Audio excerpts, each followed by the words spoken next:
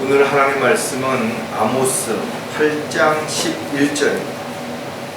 아모스 8장 12절 말씀을 제가 받들어 읽어드리겠습니다. 주 하나님이 말하노니 보라, 그 날들이 오리라. 내가 그 땅에 기근을 보내리니 빵의 기근도 아니요 물로 인한 갈증도 아니라 오직 주의 말씀들을 듣지 못하는 기근이니라. 잠깐 말씀을 위해서 기도드리겠습니다. 많은 사람들이 마지막 때에는 진리를 돌이켜서 허탄한 이야기에 귀를 기울인다라고 성경은 기록하고 있습니다. 참으로 안타깝게도 하나님의 말씀이 선포되고 또 다양한 방법으로 많은 사람들에게 기회를 허락하심에도 불구하고 사람들은 스스로 눈을 닫고 또 귀를 막고 하나님의 말씀을 외면하고 거역하는 그런 시대에 저희들이 살아가고 있습니다. 오늘도 저희들 말씀을 통해서 다시 한번 주님의 말씀에 귀를 기울이고 살아가고 있는지, 또 주님 명령하실 때 온전하게 순종하고 헌신할 자세로 살아가고 있는지를 점검하고 다시 한번 위로와 힘을 얻을 뿐만 아니라 마음에 결단하는 계기가 될 수 있도록 인도해 주시옵소서. 세상이 변하고 있고 점점 죄악으로 가득 차는 그런 가운데 구원받은 하나님의 자녀들조차도 세상의 유혹과 마귀의 미혹으로 인해서 스스로 믿음을 저버리고 또 실족하고 또 믿음에 대해서 이탈하는 안타까운 현실 속에서 저희들 끝까지 달려갈 길을 잘 마칠 수 있도록 서로 격려하고 위로하고 힘을 합할 수 있는 그런 저희들이 다 되도록 도와주시옵소서. 오늘도 말씀을 잘 선포할 수 있도록 입술을 주관해 주시고 또 듣는 대중들의 귀를 열어주셔서 그 말씀이 마음판에 잘 심겨지고 또 생활 속에서 잣대가 되어서 올바른 믿음 생활을 지속할 수 있도록 주님 도와주시옵소서. 다시 오실 우리 주 예수 그리스도의 이름으로 기도드렸습니다.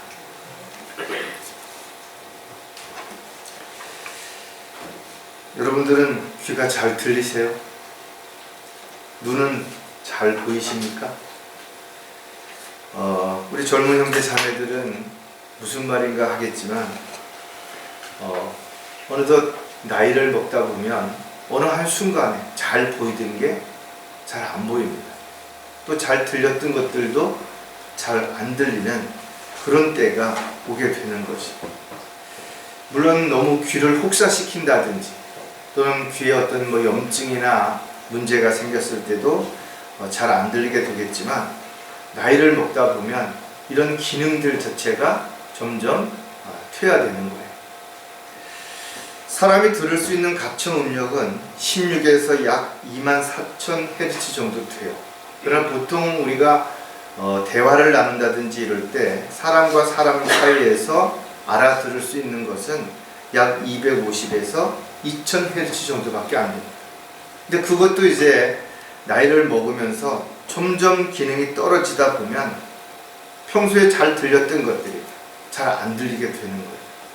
또 심하면은 귀에서 이상한 이명 현상 같은 게 일어나서 기계음이 들린다든지 사람이 웅성웅성 거리는 소리처럼 들린다든지 심지어는 어떤 환청 같은 게 들려서 누군가가 나에게 뭔 명령을 했다든지 이런 일들이 일어나게 되는 것들도 사실인 것이에요.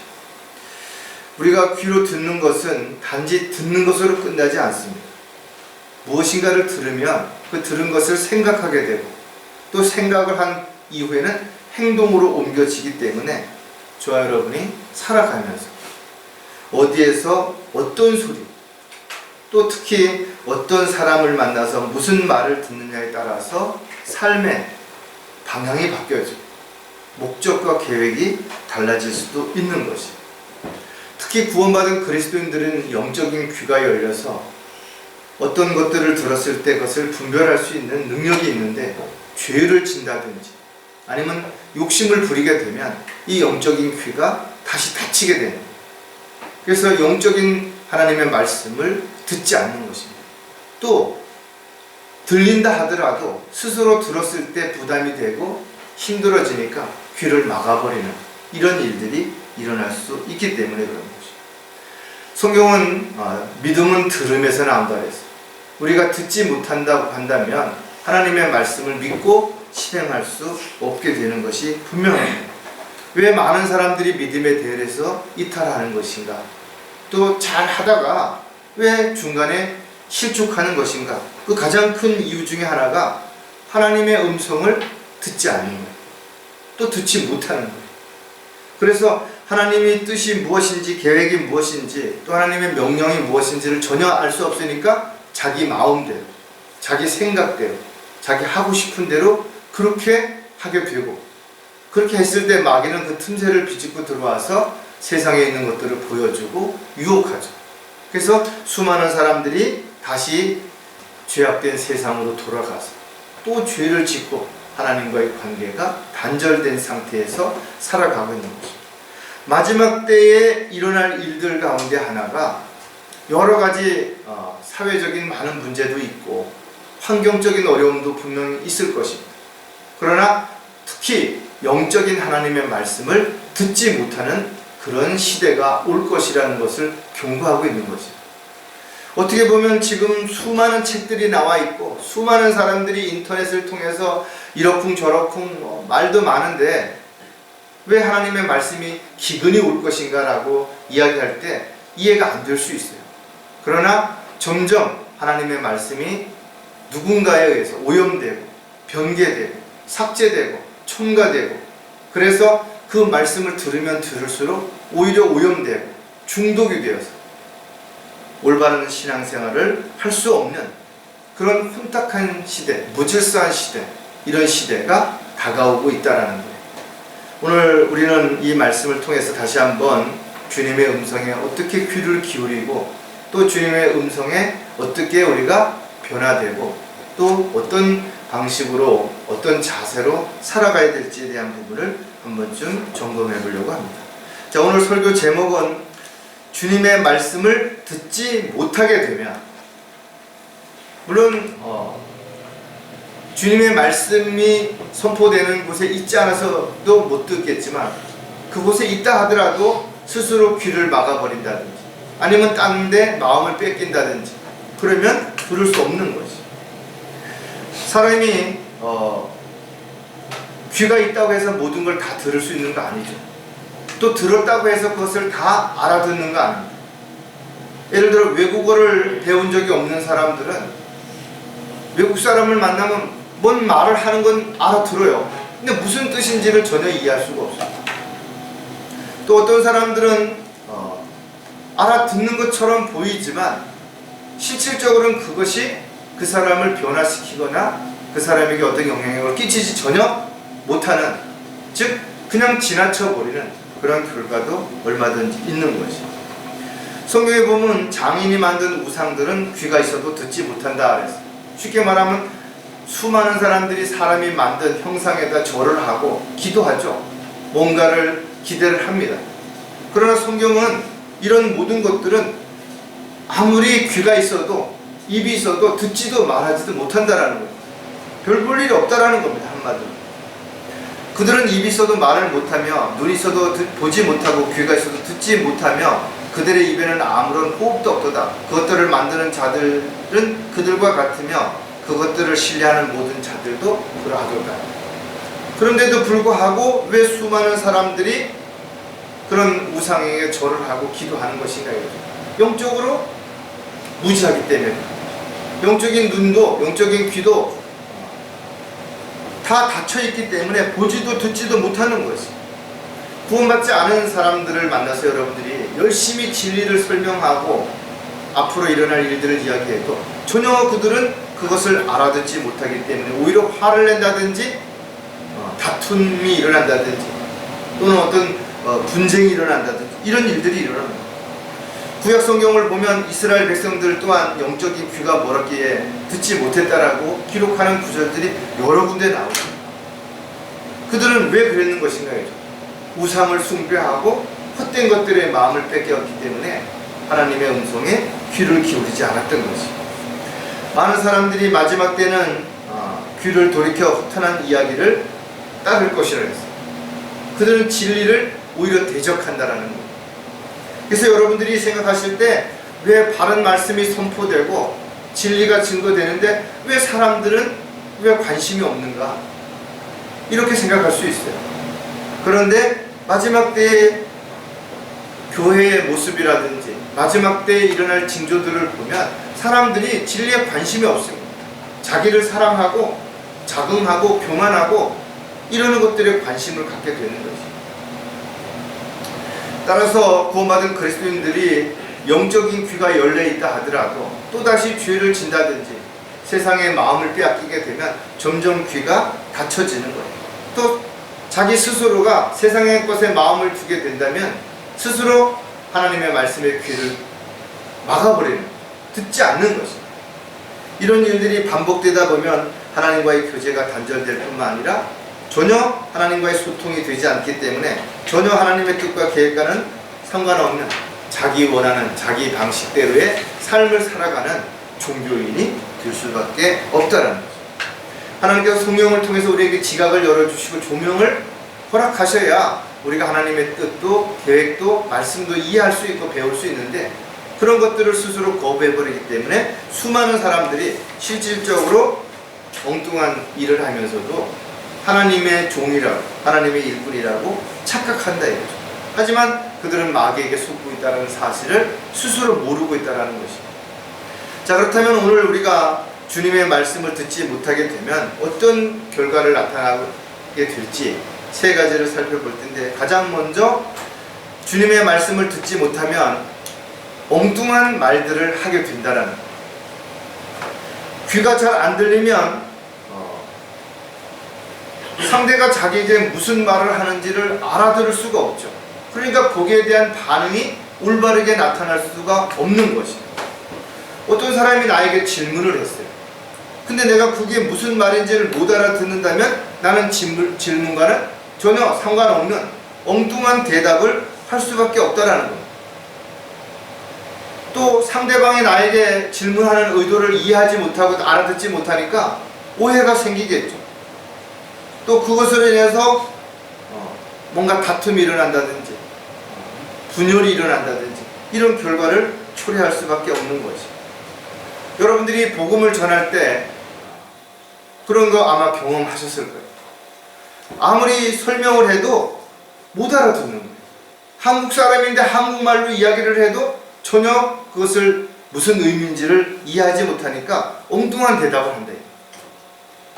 그래서 결과적으로는 열심히 나는 진심을 가지고 하나님의 말씀을 선포하고 진리를 증거했는데 돌아오는 건 뭐예요?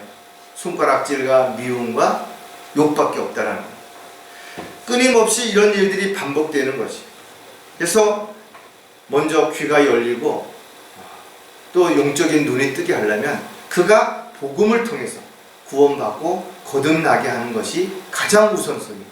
그래서 저와 여러분이 구원받지 않은 사람에게 해야 할 일은 복음을 전하는 일 외에 다른 게 없어요.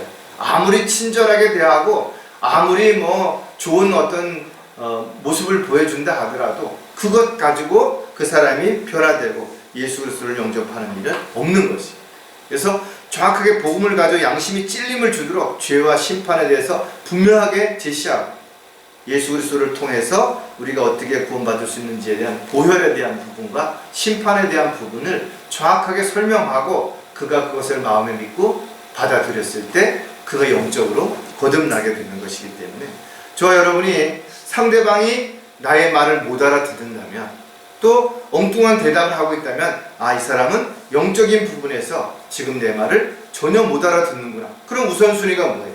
영적으로 들릴 수 있도록 복음을 전하는 일이 가장 우선되어야 되는 거죠. 또 가장 쉬운 것부터 설명하는 것이 먼저 우선순위가 되어야 될 것입니다. 자, 엉뚱한 말들을 하게 되면 또 나타나는 효과들이 있죠. 효과들이 나타납니다. 가장 먼저 대화를 나누기 힘들어지는 거죠. 듣지 못하는 사람하고 여러분들이 대화를 한다고 한번 생각해 보세요. 자기가 아무리 설명을 해도 상대방이 못 알아듣는 거예요. 그러면 답답함은 이루 말할 수 없을 거예요. 어떻게 다른 방법으로 설명할 수가 없을 때 얼마나 안타깝겠어요. 아무리 쉬운 이야기라 도 어린아이도 알아들을 수 있는 그런 말이라 하더라도 귀가 안 들리면 그 말을 알아들을 수가 없겠죠. 그래서 영적인 귀가 막혀있는 사람에게 여러분들이 노력하고 애쓰는 것이 아무 의미가 없어질 수 있다는 거죠. 따라서 귀가 막힌 사람들과는 어떤 대화도 나눌 수가 없게 됩니다. 그래서 여러분들이 교회 다니는 많은 사람들과 이야기를 해보면 너무 답답하다. 너무나 간단하고 쉬운 부분이고 성경에 기록되어 있는데도 전혀 그 질문에 대한 대답이 엉뚱하게 대답될 때 너무 안타깝죠. 그 이유는 영적인 귀가 닫혀서 못 알아듣기 때문에 그럽니다. 마태복음 13장 13절에 보면 그러므로 내가 그들에게 비유로 말하노니 이는 그들이 보아도 보지 못하고 들어도 듣지 못하며 또 깨닫지도 못합니다. 예수님께서 왜 비유로 말씀하셨는가 하면 사람들이 못 알아듣는 거예요. 그래서 가장 쉽게 농사를 짓는 사람에게는 농사를 짓는 어떤 방법으로, 고기 잡는 사람에게는 그 고기 잡는 방법에 대한 이런 걸 가지고 이야기를 했을 때 사람들이 아, 이런 의미였구나 알아듣게 됐다라는 거죠. 마찬가지로 저와 여러분도 성경에 나와 있는 하나님의 말씀을 가지고 선포할 때 사람들이 잘 못 알아듣는 거예요. 아니, 대학을 나왔다고 하고 대학교 교수라고 하고 그런데도 못 알아듣는 사람 너무나 많이 있다 이거죠.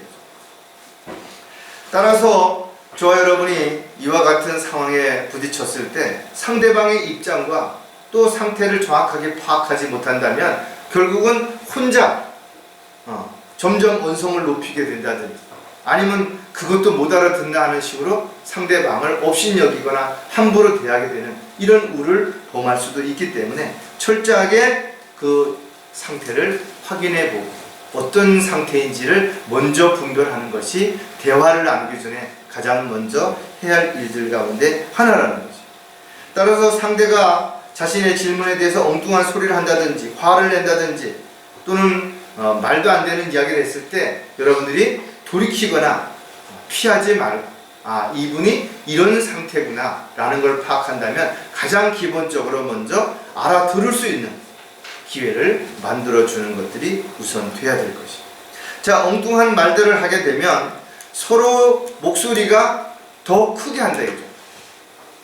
당연한 이야기일 거예요. 왜냐하면 상대방이 내 말을 못 알아듣는다고 생각하고 못 듣는다고 생각하니까 점점 더 소리를 높일 수밖에 없어요. 나이를 먹고 노화가 와서 이 난청이 오거나 이러면 상대방의 말을 잘 못 알아들으니까 자기 목소리를 점점 크게 할 수밖에 없어요. 그래서 나이 드신 분들의 대화하는 걸 들어보면 상당히 목소리를 크게 하죠. 아주 작게 해도 충분히 알아들을 수 있는데 왜 저렇게 큰 소리를 하는가? 그것은 서로가 자기가 못 알아들으니까 상대가 못 알아들을 거라고 생각을 해서 점점 더 크게 할 수밖에 없는 그들의 마음과 생각을 충분히 우리가 이해해야 될 것입니다. 자신의 말을 자신이 또 듣지 못하기 때문에 당연히 목소리가 커지는 것도 또 하나의 이유가 될 수 있을 것입니다. 그리고 자신의 말을 상대가 못 알아듣는 것이 또 이해를 못한다고 생각하니까 설득시키려고 고집을 부리고 또 강요하듯이 같은 말을 반복하게 하는 것도 또 여기에서 나오는 이유 중에 하나라는 겁니다. 고린도전서 2장 4절을 보면 또 내 말과 내 설교를 설득력 있는 인간의 지혜의 말로 하지 않고 성령과 능력을 나타내므로 하였으니 하나님의 말씀을 선포할 때 상대를 설득하려고 한다 이거죠. 세상적인 방법으로 거기에 미화를 섞어가지고 말이야 사람들이 재미있게 하려고 그러고 이렇게 하면 안 된다라는 거죠. 하나님의 말씀은 말씀 그대로 선포되면 되는 겁니다. 그러나 들을 수 없는 사람이라면 영적인 말씀을 아무리 설명을 해도 알아들을 수 없게 되는 거죠. 영어를 못 알아듣는데 상대방이 영어를 유창하게 한다고 내가 알아들을 수 있냐 이거죠. 오랫동안 얘기한다고 알아들을 수 있냐 이거죠. 그런 거 아니라는 거예요. 따라서 하나님의 말씀을 이해하는 것은 인간적인 능력이 아닌 것이에요. 누군가가 목소리를 크게 한다고 해서 또 설득하려고 노력을 한다고 해서 그 말씀을 알아듣고 믿음을 생기는 것이 아니라 영적으로 그가 거듭나서 영적인 귀가 열리고 눈이 떠져야만 그것이 가능하다는 것. 이것을 인간적인 방법으로 어떻게 해결해 보려고 온갖 형태의 어떤 모습, 또 어떤 행위, 이런 것들이 형식적이고 가식적인 것들이 모두가 한마디로 말해서 종교 생활이다, 이렇게밖에 표현할 수가 없는 것이죠. 하나님의 이런 바른 진리를 알고 스스로 자원해서 기쁨으로 해야 되는데, 하나님의 음성을 듣지 못하게 된다면 자원해서 기쁨을 할 수가 없어요. 무엇을 해야 되는지 모르면서 어떻게 하나님의 뜻에 합당한 일들을 할 수 있겠냐라는 거죠.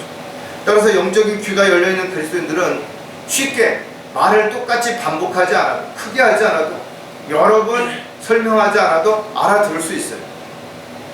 또 쉽게 간단하게 해도 얼마든지 이해할 수 있어요. 따라서 저와 여러분이 하나님의 말씀을 장황하게 오랫동안 해야 되는 게 아니라 간단하게도 꼭 필요한 말씀만 전달해도 얼마든지 알아듣고 행동으로 옮길 수 있다는 거예요. 자, 엉뚱한 말들을 하게 되면 함께 어떤 일도 할 수 없게 된다는 거예요. 대화가 안 되는데, 서로의 생각과 뜻이 전달이 안 되는데 어떻게 일을 같이 할 수가 있어요? 일을 함께 하려면 같이 계획도 세우고 거기에 따라서 여러 가지 준비도 하고, 또 서로가 어떤 일들을 어떻게 진행되는지 끊임없이 소통을 해야 되는데, 그게 안 된다면 어떤 일도 할 수가 없어요. 특히 하나님의 일을, 하나님의 뜻과 계획을 전혀 모르는 사람하고 어떻게 할 수 있냐 이거죠. 앞으로 어떤 일이 일어날지, 과거에 어떤 일이 일어나는지 전혀 모르는 상태에서 어떻게 같이 일을 할 수 있겠냐라는 거죠. 그래서 나이가 먹거나 귀에 어떤 문제가 생기게 되면 가장 먼저 나타나는 일들이 서로에 대한 신뢰가 깨어지겠죠. 왜? 대화가 안 되기 때문에 그런 거지.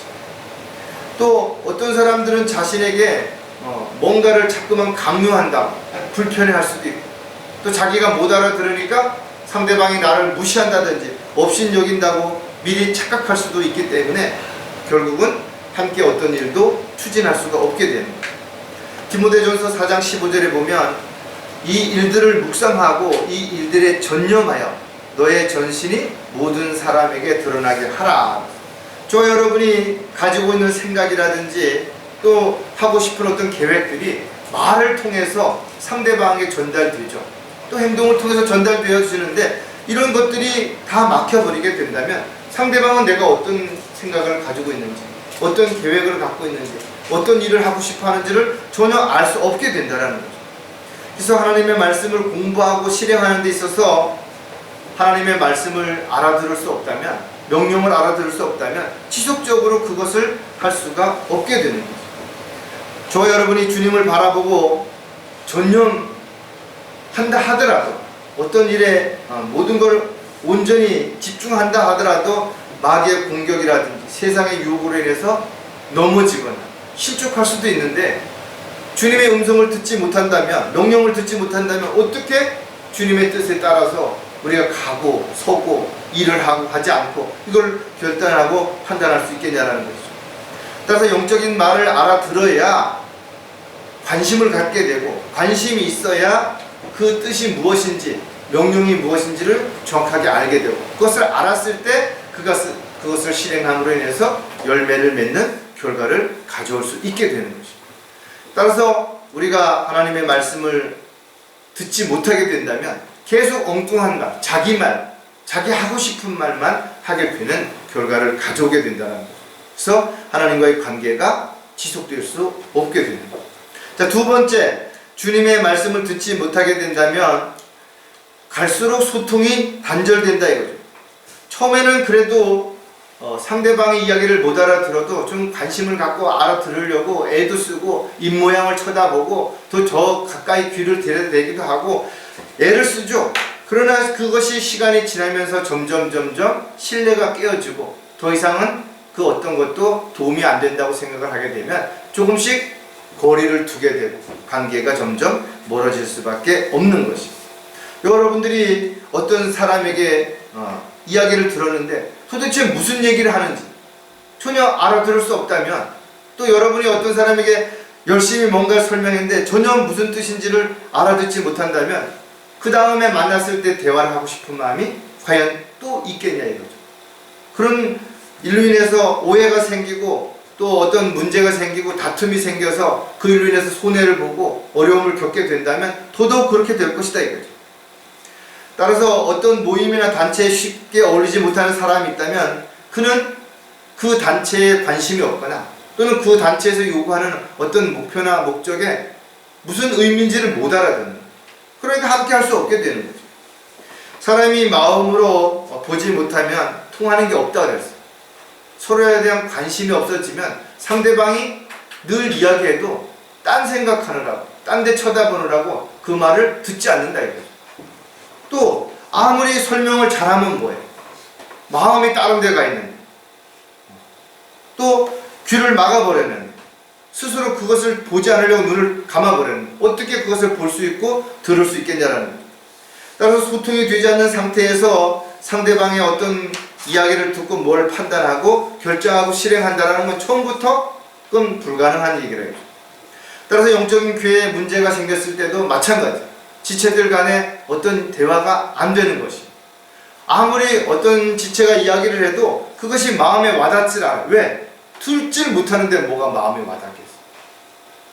그래서 아름다운 간증을 한다 하더라도 관심이 없고, 또 뭘 같이 일을 해보자 그래도 관심이 없고, 그저 눈에 보이는 세상적인 것에만 관심을 갖게 된다면 이런 것들은 결국은 서로 간의 소통이 점점 단절돼 가는 과정이 되는 거죠.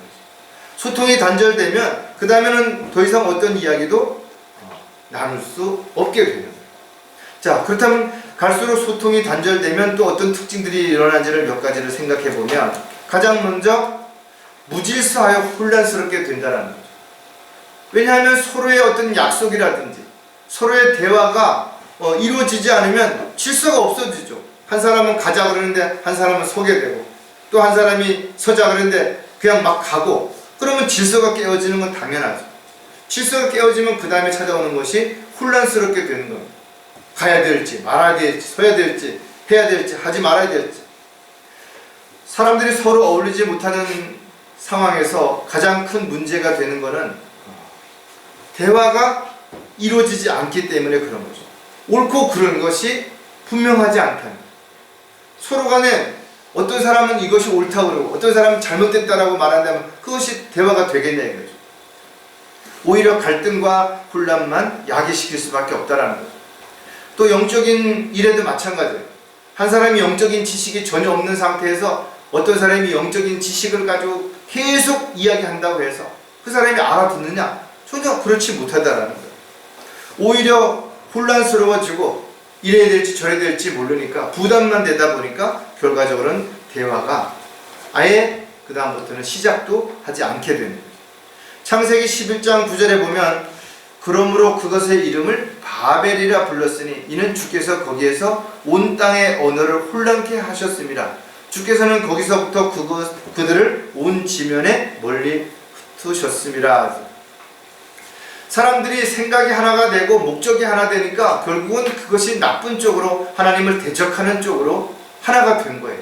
그래서 하나님께서는 그렇게 하지 못하도록 언어를 혼란스럽게, 서로가 서로의 말을 못 알아듣도록 그렇게 해버렸다는 거죠. 지금도 실질적으로 많은 나라의 사람들이 한꺼번에 모이면 서로가 자기 이야기를 해도 알아들을 수 없어요. 왜? 각자 자기 말로 하고 자기 말이 옳다고 하기 때문에 알아들을 수 없다는 거죠. 따라서 혼란스럽게 되면 서로 간에 뭘 볼까요? 눈치를 보게 되죠. 저 사람은 알아듣는지, 저 사람은 어떻게 행동하는지 눈치를 보게 되는 거죠. 하나님은 분명 혼란의 창시자가 아니라 했습니다. 모든 일을 질서 가운데 하시죠. 그래서 누군가가 어떤 일에 있어서 혼란스럽게 한다면, 분열을 일으킨다면 그는 하나님의 종도 일꾼이도 될 수 없다는 거예요.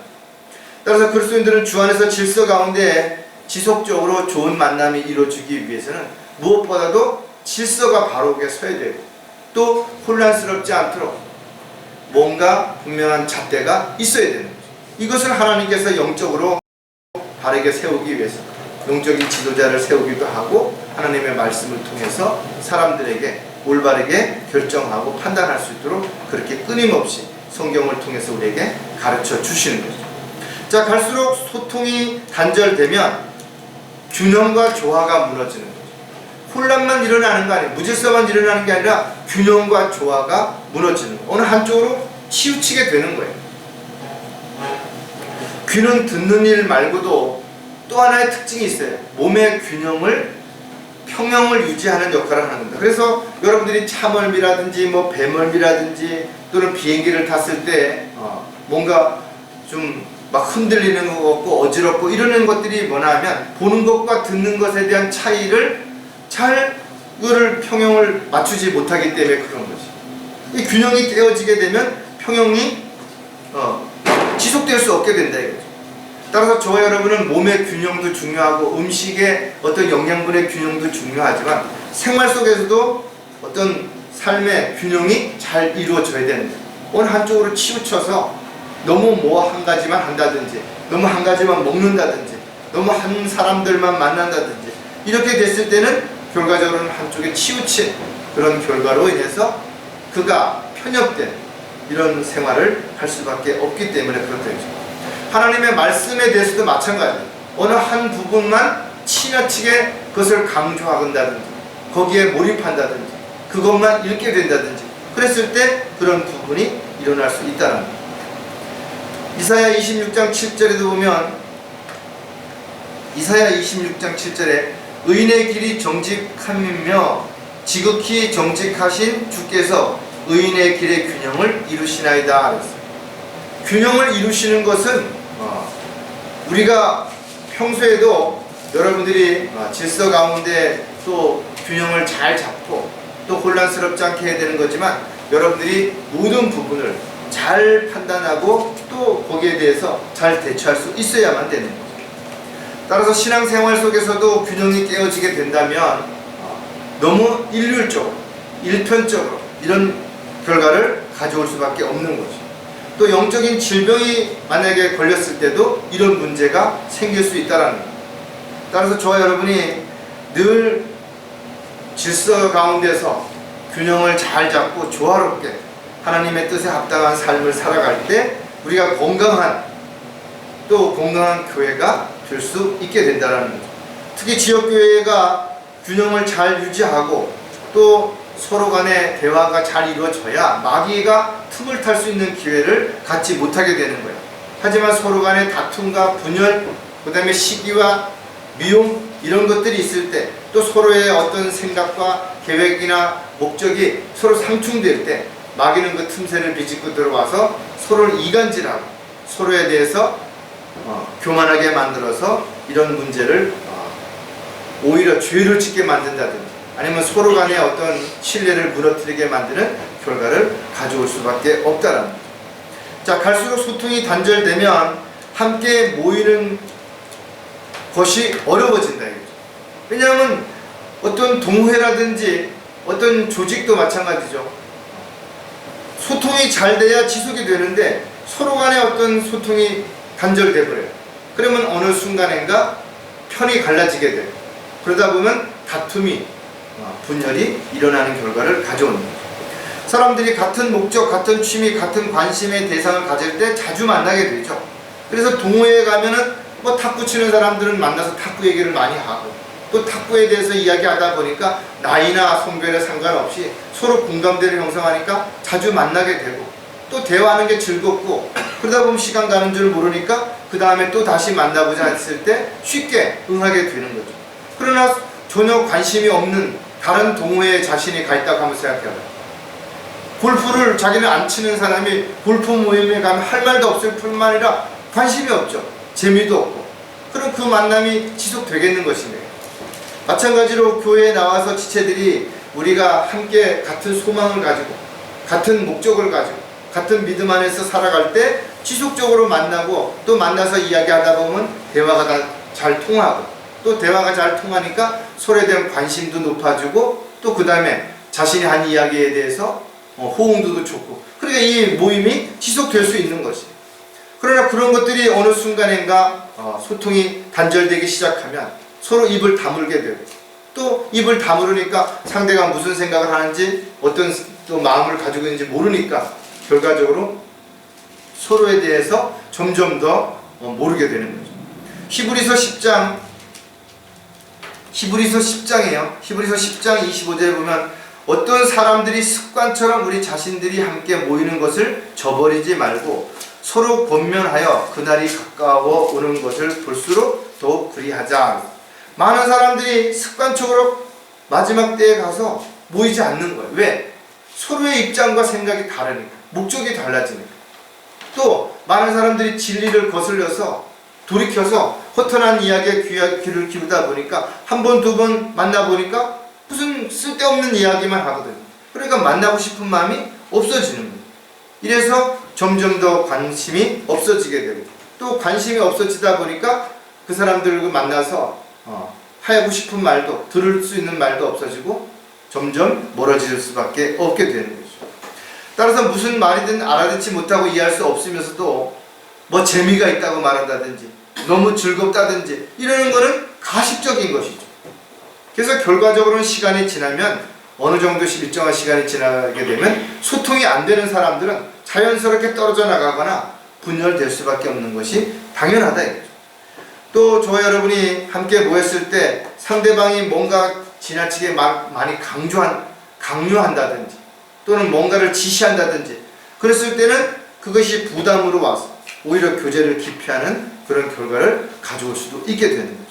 따라서 소통이 단절될 때는 그 원인이 무엇인지를 정확하게 파악하고, 그 다음에 소통이 잘 될 수 있도록 서로를 이해하고 배려하고 관심을 가지고 조금씩 더 가까이 다가가고, 또 같은 목적, 같은 그 만남의 이유라든지 이런 것들이 하나씩 더 공감대를 형성할 때 그 만남이 지속될 수 있고, 또 소통이 원활하게 이루어질 때 더 활성화될 수 있는 것이 너무나 당연하다는 거예요.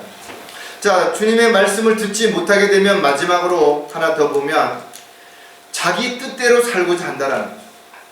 처음에는 나름대로 서로를 이해하고 또 상대방의 말을 들어보고 또 같이 뭔가를 애써서 해보려고 하겠죠.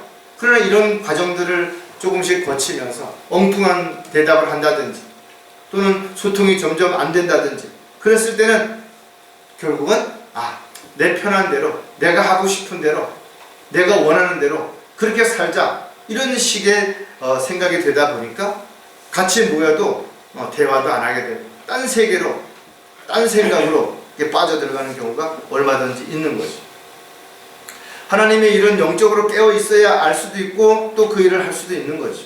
따라서 주님의 음성을 언제든 들을 수 있도록 귀를 기울이고 또 주님과 함께 동행해야 되는데, 분명 성령께서 하시는 말씀을 들으라고 이렇게 말씀하셨음에도 불구하고 스스로 귀를 막아버려서, 또 성령께서 말씀하실 때 다른 데 마음을 두느라고 관심을 안 가져서 하나님의 뜻과 계획을 전혀 알지 못하게 된다면 결국은 자기 뜻대로, 자기 방식대로 살아갈 수밖에 없게 되는 것입니다. 따라서 저와 여러분은 언제 어디서든지 주님의 음성에 귀를 기울여야 되는 거예요. 왜? 언제 주님께서 우리에게 무엇을 요구하거나 명령하실지 알 수 없기 때문에 그렇다는 거죠. 그래서 자기가 뭔가를 미리 결정하고 내가 이렇게 하겠습니다, 내가 언제부터 어떻게 하겠습니다 라고 말하기 전에 우리는 먼저 주님 앞에 기도하고 제가 무엇을 어떻게 언제 해야 될지를 주님 앞에 물었을 때 그 다음에 우리는 주님의 음성에 귀를 기울여서 주님이 명령하셨을 때 순종하고 따라가는 그런 저와 여러분이 되어야 자기 고집대로 살지 않는 그런 삶을 우리가 지속적으로 살아갈 수 있게 되는 거예요. 따라서 하나님의 일을 얼마나 많이 하는 것보다, 또 성경을 얼마나 많이 알고 얼마나 열심히 성경을 읽는 것보다 더 중요한 것은 주님의 명령에 정말 순종하고 주님의 뜻대로 내가 살고자 하는 마음이 내 안에 있는 것인가가 훨씬 더 중요하다는 거죠. 그리고 주님의 뜻 가운데서 내가 무엇을 행했을 때 기쁨으로 자원해서 행했다면 그것이야말로 주님을 기쁘시게 해드리는 아름다운 간증의 열매가 될 수 있는 거죠. 자, 자기 고집대로 하려고 한다면 그 다음에는 어떤 또 결과를 나타나는가? 겸손한 삶을 살지 못하게 되는 거죠. 성경은 끊임없이 우리에게 요구하는 게 자신을 낮추라고 그러죠. 또 상대를 섬기고 겸손하라고 그렇게 우리에게 가르쳐 주는 것이.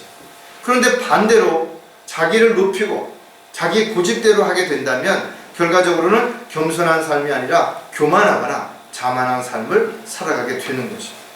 하나님의 이름을 높여주고 영광을 돌려드리기 위해서 철저하게 자신을 낮춰야 되는데 자기를 드러내게 되면 결국은 하나님은 온데간데 없어지고 자기만 드러내는 결과를 가져오게 되는 거죠. 오늘날 많은 사람들이 하나님의 종으로서 무엇을 얼마나 많이 했다라고 자랑하고 있다 이거죠. 결국은 자기 자랑을 하는 것이지 하나님께 영광을 돌려드리는, 하나님께 앞에서 겸손한 모습으로 살아가는 것이 될 수 없게 됩니다. 야고보서 4장 10절에 보면 주의 목전에서 겸손하라 그리하면 주께서 너희를 높이실 것이라 했어요. 또 주님께서는 때가 되면 우리를 높여주신다라고 분명히 성경에 약속하고 있다는 거죠. 지금은 아니에요. 지금은 우리가 이 세상에 살고 있지만 하나님의 자녀라기보다는 종으로서 해야 할 일들을 감당해가는 일꾼의 역할이 훨씬 더 크다라는 거죠. 그러나 주님께서는 우리를 분명히 자녀로서 대우해 주실 것이고 또 상과 유업을 통해서 보상해 주실 것을 분명히 우리가 기억하고 있다면 왜 주님께서 우리에게 겸손하라고 그랬는지, 왜 자신을 낮추라고 그랬는지를 정확하게 우리가 이해할 수 있게 될 것입니다. 따라서 저와 여러분은 성장하면 성장할수록 자신을 낮추고 또 겸손한 삶을 통해서 주님께 영광을 돌려드리는 그런 신실한 주님의 종이요 일꾼이 반드시 되어야 될 것입니다. 자, 자기 고집대로 하려고 하면 항상 불안하고 두려워한다는 거예요.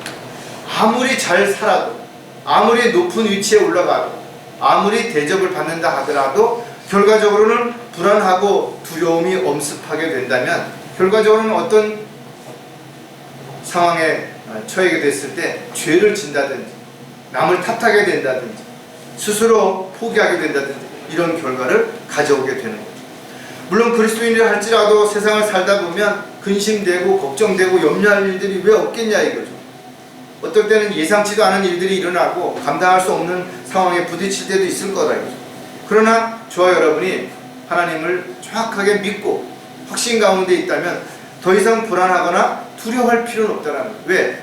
모든 염려를 아버지 하나님께 맡기라고 그랬고 두려워하지 말라고 그랬고 근심 걱정하지 말라고 그랬기 때문에 우리가 이와 같은 사실을 믿는다면 그 약속을 우리가 믿고 있다면 두려워하기보다는 주님 앞에 기도하고 주님께서 지혜와 명철을 주셔서 그 문제를 잘 해결하고 또 잘 참고 견뎌낼 수 있도록 우리가 힘을 기를 수 있는 계기가 반드시 되어야 될 것입니다. 에베소서 3장 10절에 보면 그 안에서 우리가 그분을 믿음으로 담대함과 확신을 가지고 나아가느니라. 우리가 처음 가는 길이지만 때로는 그 길이 어디로 가야 될지 언제 가야 될지 막막할 때도 있지만 그래도 우리가 낙담하지 않고 좌절하지 않는 이유는 뭐예요? 확신 가운데 믿음으로 살아갈 수 있기 때문에 그것이 가능하다라는 거예요. 따라서 어떠한 상황에서도 불안하거나 두려워한다라는 것은 그가 하나님의 약속을 믿지 않는다라는 거예요. 왜? 하나님의 약속을 믿는 사람은 언제 어디서든지 주님은 다 알고 계시고 보고 계시고 또 주님이 약속하신 그 약속을 반드시 지키신다라는 것을 믿기 때문에 더 이상 두려워하거나 불안해하지 않는 거예요. 오히려 하나님의 사랑은 우리를 모든 두려움을 내어 쫓는다라고 주 안에서 참된 평안을 얻을 수 있는 유일한 방법은 우리가 확신 가운데 믿음을 가지고 살아갈 때만 그것이 가능하다라는 거예요. 그렇다면 저와 여러분은 자기 고집대로 하는 것이 아니라 하나님 뜻대로 하나님의 계획대로 살려고 했을 때 불안하고 두려운 어떤 일들이 발생한다 하더라도 하나님 앞에 기도하고 확신 가운데 모든 걸 맡긴다면 오히려 여러분들의 마음의 평안과 기쁨을 찾을 수 있게 됩니다. 자, 자기 고집대로 하려고 하면 영적인 생활이 어려워지게 된다는 거죠. 영적인 귀가 막히고 영적인 눈이 닫혀지게 된다면 듣지도 보지도 못하게 되죠. 그렇게 된다면 눈에 보이는 것, 듣는 것들에 관심을 당연히 가질 수밖에 없어요. 왜 많은 사람들이 세상으로 돌아가는 것인가 이거예요. 영적인 귀가 닫혀버리니까 주님의 음성을 들을 수가 없는 거예요. 가지 말라고 하는데도 불구하고 그 음성을 들을 수 없으니까 눈에 보이는 이집트로 내려가는 아브라함처럼 그렇게 될 수밖에 없다는 거예요. 수많은 사람들이 세상도 세상에 있는 것들도 사랑하지 말라고 한 요한의 말씀을 알았음에도 불구하고 어느 순간에 그렇게 된 이유가 뭔가 하면 영적인 눈이 영적인 귀가 닫혔기 때문에 그렇다는 거예요.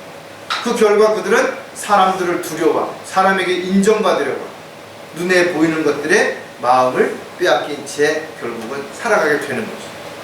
고린도후서 10장 18절에 보면 이는 스스로 칭찬하는 사람이 인정을 받는 것이 아니오 주께서 칭찬하는 사람이 인정을 받기 때문이라. 아무리 우리가 이런 말씀을 알고 있다 하더라도 여전히 육신적으로 세상적으로 또 사람에게 또 뭔가 세상 권력에게 의지하고 또 그것을 신뢰하고 있다면 결과적으로는 영적인 생활이 아니라 육신적인 생활을 할 수밖에 없게 되는 것이죠. 하지만 저 여러분이 세상으로부터 그리고 사람들에게 비난과 욕과 손가락질을 받는다 할지라도 주님의 뜻과 계획 가운데서 자기 고집대로 하는 것이 아니라 하나님의 뜻대로 하나님의 계획대로 살아가고 있다면 참으로 잘하는 것이죠. 또 이런 사람들을 성경은 복받은 사람들이라고 말하고 이렇게 고난과 역경과 시련 속에서 자신이 겪었던 모든 것들은 반드시 상과 유업으로 보상해 주시겠다는 것. 따라서 저와 여러분이 세상으로부터 세상 사람들로부터 칭찬을 받고 인정받는 것이 아니라 하나님 앞에서 칭찬받고 인정받으려면 영적인 생활이 반드시 지속돼야 돼요. 이런 영적인 생활이 지속되기 위해서는 반드시 영적인 귀가 열려서 하나님의 명령에 반드시 귀를 기울이고 또 그 명령을 들었을 때는 즉시 실행할 수 있는 순종하는 삶이 돼야만 그것이 가능하다는 거죠. 저 여러분이 하나님으로부터 인정을 받고 있다면 또 영적인 것들에 마음을 두고 영적인 생활을 지속하고 있다면 더 이상 세상도 세상에 있는 것들도 두려워할 이유가 없고 신뢰할 이유도 없고 거기에 마음을 빼앗기거나 거기에 있는 것들을 위해서 영적인 생활이 점점 더 어려워지는 일은 전혀 일어나지 않을 수 있다는 거죠. 오늘 우리가 또 성경을 통해서 알게 됐던 것처럼 아무리 하나님의 말씀이 있고 또 말씀이 선포되고 말씀을 믿고 실행하는 형제 자매들과 함께 한다 하더라도 자신이 영적인 귀가 멀어지고 영적인 눈이 닫혀지게 되면 어느 순간인가부터 조금씩 자신도 모르게 상대방의 말을 못 알아듣게 돼요. 또 엉뚱한 대답을 하게 돼요. 그럼으로 인해서 관심과 대화에서 점점 멀어져서 소통이 단절되겠죠. 그리고 결국은 자기 고집대로 자기 하고 싶은 대로 자기 마음대로 살려고 세상으로 돌아가는 어리석은 삶을 살아가는 결과를 초래하게 된다는 거예요. 마지막 때가 될수록 더욱더 말씀의 기근이 올 것이라 해서 아까도 얘기했던 것처럼 홍수처럼 밀려오는 하나님의 말씀인 것처럼 보여지지만 그 안에는 온갖 오염과 그 다음에 독극물들이 포함돼서 그것을 먹는 날에 그것을 장기적으로 섭취할 때는 오히려 오염되고 중독되는 결과를 가져왔습니다. 진리를 저버리고 진리를 대적하고 결국은 세상의 허탄한 이야기에 귀를 기울이는 그런 육신적인 세상적인 그 다음에 타락한 배교한 그리스도인으로서 주님의 뜻과 계획에서 벗어난 삶을 살아가는 어리석은 삶이 될 수 있다는 걸 꼭 기억하시고 저와 여러분이 영적인 문제가 귀에든 눈에든 어디에든 만약에 생겼다고 한다면 즉시 그것을 잘 원인을 파악하고 치료받아서 하나님의 음성에 귀를 기울이고 하나님의 말씀에 순종하고 믿음을 실행하고 열매 맺는 삶을 살아가는 저와 여러분이 되시기를 주님의 이름으로 부탁을 드리겠습니다. 기도하겠습니다. 하나님 아버지, 세상은 점점 좋아진다라고 사람들은 말하고 있습니다. 또 편리해진다고도 말하고 있습니다. 하지만 영적인 면에서 볼 때 세상은 점점 죄악으로 가득 찰 것이고 수많은 사람들이 진리를 저버리고 오히려 가려운 귀를 즐겁게 해줄 선생들을 두게 되는 이런 일들이 마지막 때에 일어난다라고 저희들은 너무나 잘 알고 있습니다. 오늘 말씀을 통해서 다시 한번 저희들이 영적인 귀가 정상적으로 잘 들리고 있는지 또 영적인 눈이 밝게 잘 보고 있는지 그래서 모든 것들을 잘 분별하고 또 판단할 수 있는 분별력을 가지고 살아가는지를 다시 한번 점검해보는 귀한 시간이 되도록 도와주시옵소서.